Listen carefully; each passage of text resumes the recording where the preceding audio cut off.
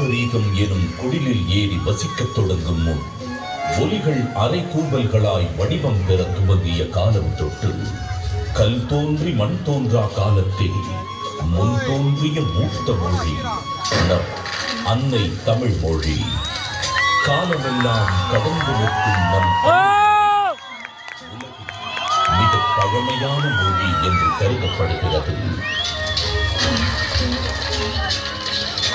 மொழிகளுக்கெல்லாம் தாய்மொழியாக திகழ்ந்து தமிழரின் வரலாறு, வாழ்வியல், அறம், மாண்பு மற்றும் கலாச்சாரத்தின் அடையாளமாக விளிர்ந்து வரும் அன்னை தமிழ் மொழியின் தொன்மையை அதன் பண்பாடு, இலக்கியம், சிற்பக்கலை, ஓவியக்கலை, கட்டிடக்கலை மற்றும் கல்வெட்டுகளில் காண முடிகிறது.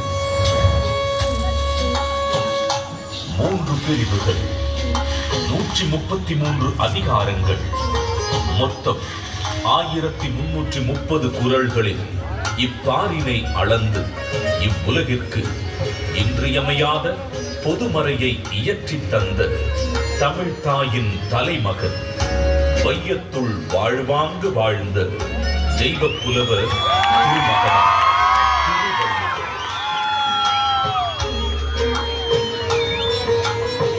ஐயன் வள்ளுவனின் பிறந்த வருடம் தமிழக அரசு